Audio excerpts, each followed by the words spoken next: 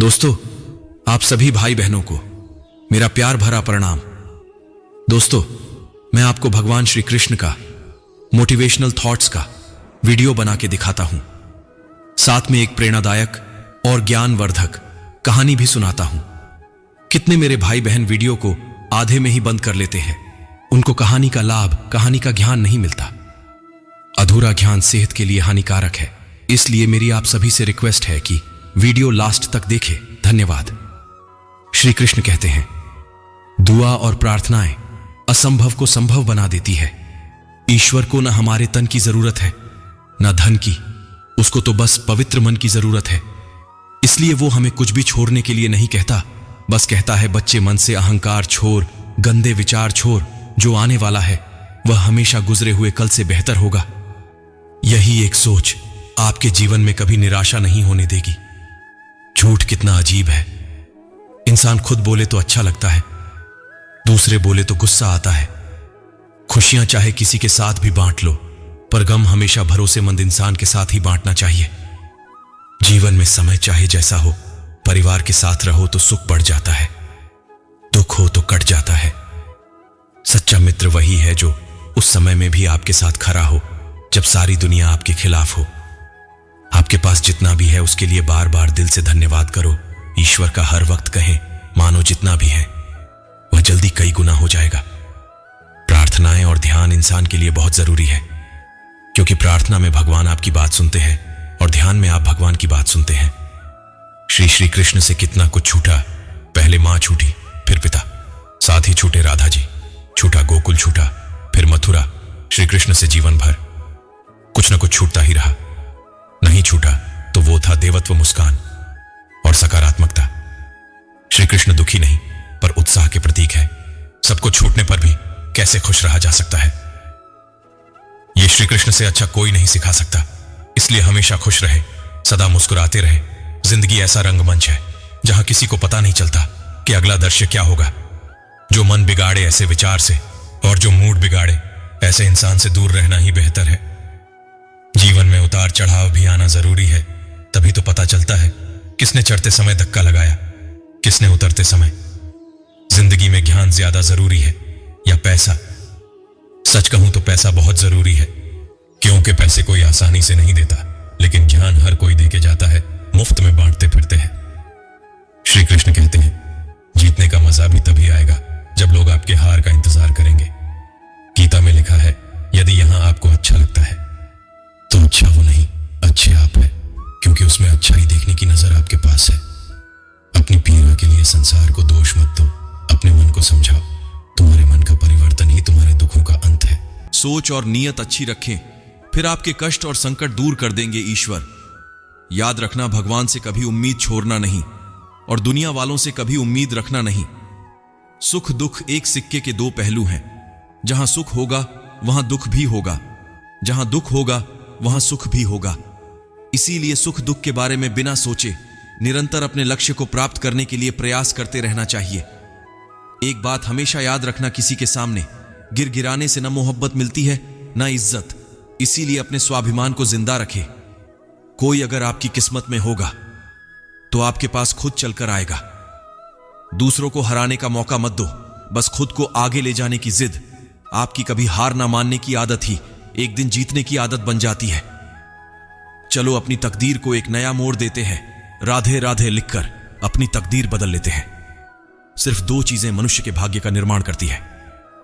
पहला, स्वभाव।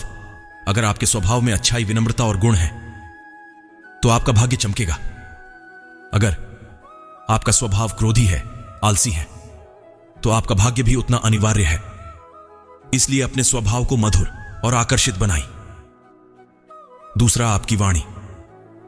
बोलाना तो आदमी 2.5 साल की उम्र में ही सीख जाता है, परंतु कब, कहां और कैसे बोलना है उसे यह जिंदगी भर भी नहीं समझ पाता। जिससे यह बोलना आ गया कि कब, कहां और कितना बोलना चाहिए। समझ लो, से सफल होने के लिए कोई नहीं रोक सकता। श्री कृष्ण कहते हैं, समझ नहीं आता लोग नए साल का इतनी बेसब्री से इंतजार क्यों करते हैं, जबकि अगले साल भी करना कुछ नहीं है। पिता से बड़ा कोई सलाहकार नहीं, मां की छांव से बड़ी कोई दुनिया नहीं, भाई से अच्छा कोई भागीदार नहीं, भाई और बहन से बड़ा कोई शुभ चिंतक नहीं। इस मतलबी दुनिया से कोई मतलब न रखो, और मतलब रखना है तो अपने मतलब से मतलब रखो। दुआएं मांगने से किसका भला होता है? मिलता तो वही है जो हमने बोया होता है। तुम नीचे गिर के देखो, कोई नहीं आएगा उठाने। तुम जरा खुद को ऊपर कर दो, देखो सब आएंगे गिराने। एक बात हमेशा याद रखना, अगर शराब की दुकान पर बैठकर दूध भी पियोगे तो तुम्हें शराबी का ही दर्जा मिलेगा, और किसी मंदिर में बैठ के पानी का उपयोग करोगे तो तुम्हें एक संत का दर्जा दिया जाएगा। इसलिए आप किसके साथ उठते बैठते हैं ये बहुत मायने रखता है। जो इंसान रोते रोते गुस्से में सब कुछ बोल देता है वह सच्चा होता है, क्योंकि गुस्सा और रोना इंसान को सच बोलने के लिए मजबूर कर देती। किसी से ज्यादा उम्मीद मत करना, क्योंकि जितना ज्यादा लगाव होता है उतना गहरा घाव होता है। श्री कृष्ण कहते हैं, खुद को क्या करना है उसका पता नहीं होता, लेकिन दूसरों को क्या करना चाहिए उसकी सलाह सबके पास होती है। सलाह, साथ और समय, ये बिना मांगे देने पर अक्सर लोग इनका मूल्य सस्ता ही समझ लेते हैं। शीशा और रिश्ता दोनों नाजुक होते हैं, पर दोनों में अंतर सिर्फ यही है कि शीशा गलती से टूट जाता है और रिश्ता गलत फहमी से। जहां गलती ना हो वहां झुकना मत, और जहां इज्जत ना हो वहां रुकना मत। अकेले चलना सीख लो, क्योंकि सहारा कितना भी सच्चा हो एक दिन औकात दिखा ही देता है। जीवन में आधे दुख तो गलत लोगों से उम्मीद रखने पर ही होते हैं, इसलिए उम्मीद केवल खुद से करें। अंधेरे में तो अपनी परछाई भी साथ छोड़ देती है, तो ऐसे में पराये लोग साथ क्या देंगे। इंतजार करने वाले को उतना ही मिलता है जितना कि कोशिश करने वाले छोड़ देते हैं। जब आप खुद को तराशते हैं तब दुनिया आपको तलाशती है। जीने का बस एक अंदाज रख, जो तुम्हें न समझे उसे नजरअंदाज कर। किसी ने सच ही कहा है कि वो इंसान आपका मूल कभी नहीं समझ पाएगा जिसके लिए आप हमेशा हाजिर रहते हो। अकेले ही जीनी पड़ती है अपनी दर्द भरी जिंदगी। यहां ताने तो सब सुना देते हैं, पर सच्चा सहारा कोई नहीं बनता। जो आपका गुस्सा सहन करके आपका साथ दे, उससे ज्यादा प्यार आपको कोई नहीं कर सकता। कुछ ऐसे काम करो कि आपके माता पिता अपनी प्रार्थना में कहे कि हे प्रभु, हमें हर जन्म ऐसे ही संतान देना। कभी भी किसी का दिल न दुखे, क्योंकि एक ऐसा ही दिल आपके पास भी है। जिस दिन आपने ये परवाह करनी छोड़ दी कि लोग आपके बारे में क्या सोचते हैं, समझो उस दिन से आपने आपकी जिंदगी का आनंद लेना शुरू कर दिया। उम्मीद जिंदा रखिए, आज हंसने वाले कल तालियां बजाएंगे। कौन कब किसका कितना अपना है ये सिर्फ वक्त बताता है। जो बदलता है वो आगे बढ़ता है। जो लोग दूसरों के चेहरे पर मुस्कुराहट देखना चाहते हैं, ऊपर वाला उनकी मुस्कुराहट कभी नहीं छीनता। अगर कोई आपसे उम्मीद करता है तो यह उसकी मजबूरी नहीं, आपसे लगाव और विश्वास है। किसी घर में एक साथ रहना परिवार नहीं कहलाता, बल्कि एक दूसरे को समझना और एक दूसरे की परवाह करना परिवार कहलाता है। निभाने वाले रास्ते ढूंढते हैं और छोड़ने वाले बहाने ढूंढते हैं। किसी की इतनी परवाह मत करो कि वे लापरवाह हो जाए।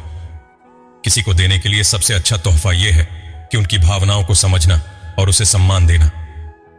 जब जब आपके पास से काश लोग दूर होने लगे तो समझ लीजिए उनकी जरूरतें पूरी हो चुकी है। इंसान के शरीर का सबसे खूबसूरत हिस्सा होता है दिल। अगर वो ही साफ ना हो तो चमकता चेहरा किस काम का। जिंदगी ने इतना सामर्थ्य तो सिखा ही दिया कि अपनों पर भरोसा भी सोच समझ कर करो।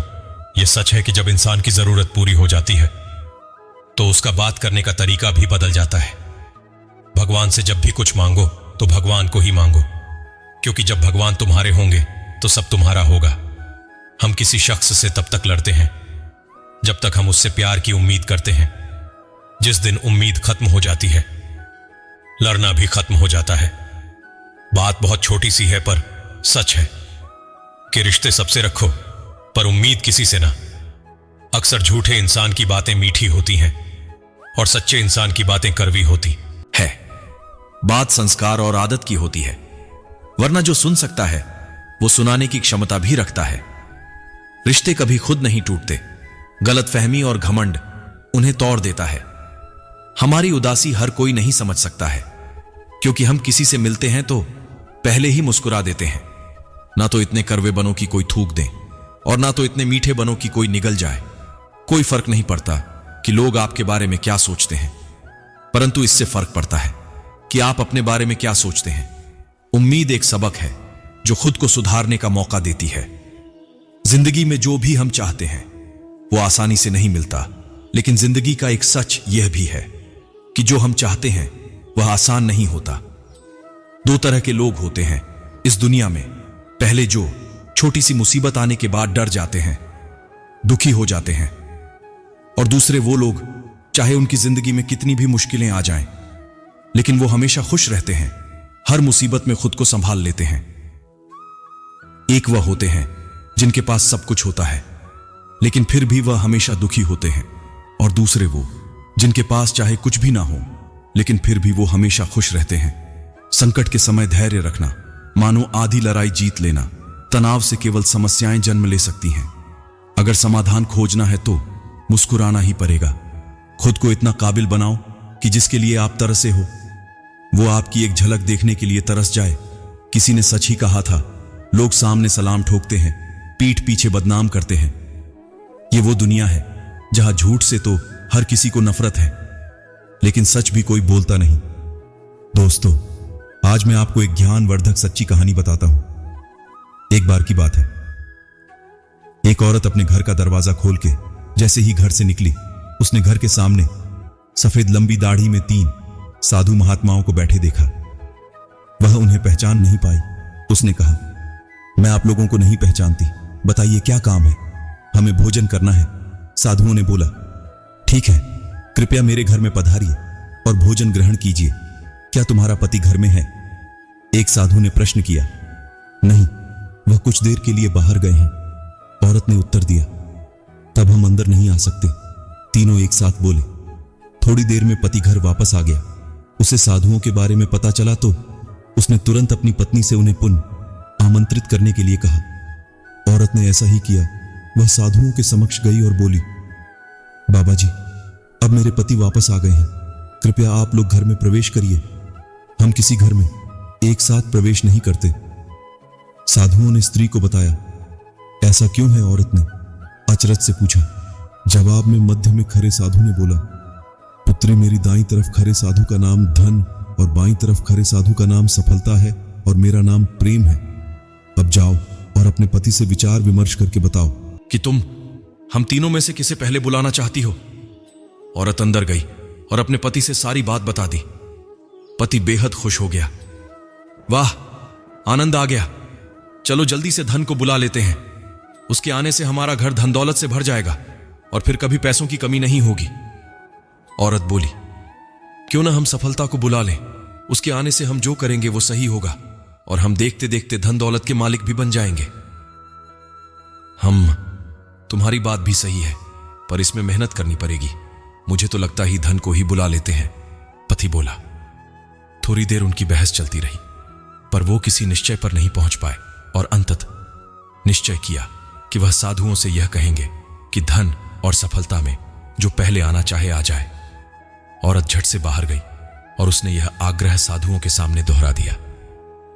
उसकी बात सुनकर साधुओं ने एक दूसरे की तरफ देखा और बिना कुछ कहे घर से दूर जाने लगे। अरे, आप लोग इस तरह वापस क्यों जा रहे हैं? औरत ने उन्हें रोकते हुए पूछा।